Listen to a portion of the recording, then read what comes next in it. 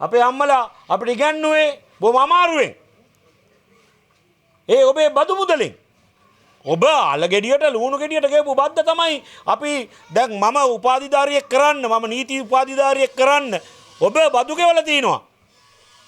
මම මෙතෙන්ට එන්නට ඔබ ගෙවපු බදු උදව් වෙලා තිනවා. ඉතින් අපි ගමට ඇවිල්ලා මෙහෙම කතා කරන්නේ ඊටාම අවංකව. ඊටාම අවංකව අර පරණ දේශපාලනය කරන්නවත් බලය ගන්නවත් බලය කොහොම හරි ගන්නවත් නෙමෙයි.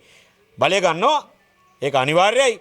බලය ගන්නේ අපි ඔබත් එක්ක එකතු වෙලා මෙන්න මේ වැඩපිළිවෙල කරලා ඔය සාම්ප්‍රදායික බලමණ්ඩල කේල්මල් බලමණ්ඩල හදලා නෙමෙයි සර්වජන සභා හදලා ඒකත් එක්ක අපි මිනිස්සුත් එක්ක එකතු වෙලා අවංකව කතා කරලා ප්‍රශ්නයක් තියෙනම් බොරු කියන්නේ නැතුව ඇත්ත කියලා පුළුවන් උදව්වක් කරලා අමාරු වෙටිච්ච වෙලාවක අත දීලා අන්න ඒ දේශපාලනය අපි පොළවේ කරන්නේ. ඒ නිසා තමයි අද අපි මෙතෙන්ට ඇවිල්ලා තියෙන්නේ චතුරංගලත් එක්ක කැලුම්ලත් එක්ක එකතු වෙලා අපිට ඕන ගමේ ඒ දේශපාලනය කරන්නට.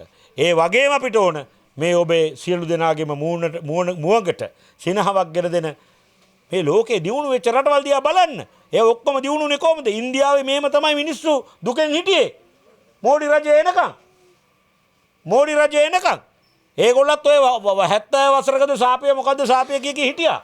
ආපු ගමන් මොකද්ද කරේ? ගමින් ගමට ගිහිල්ලා මිනිස්සුගේ මනස වෙනස් කරලා කිව්වා ඔයගොල්ලෝ ඔක්කොම හිතන්න අපි මේ ග්‍රේට් ඉන්දියා එහෙම නැත්නම් අපේ ಭಾರತය ගොඩනගන්න අපි ඔක්කොම එකතු වෙලා මොනවා හරි ගමින් මට්ටමින් කරමු මොනවා හරි භාණ්ඩ හදමු අර දැල් වියමු අර මොනවද නෙළුම් මලේ තියෙන අර නටුවෙන් හදමු මේ බාස්කට් කියලා මම දැක්කා ජන අගමැතිතුමා අර මාංකී බාත් කියන ප්‍රෝග්‍රෑම් එක ඇවිල්ලා කියනවා.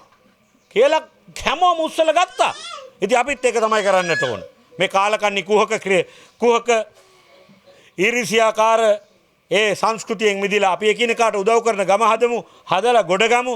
ගොඩ අරගෙන අපි ඔක්කොම hina වෙන්න පුළුවන් හෙට දවසක් උදා කරගන්නට ඔබ සියලු දෙනාටම ශක්තිය ධෛර්යය ලැබේවා. අද මෙසේ මෙවන්දරවැව සර්වජන සභාව පිහිටීම සඳහා පැමිණි ඔබ සියලු දෙනාට නැවත වරක් හදවතින්ම ස්තුතිවන්ත වෙමින් මම නිහඬ වෙනවා. ත්වන් සරණයි.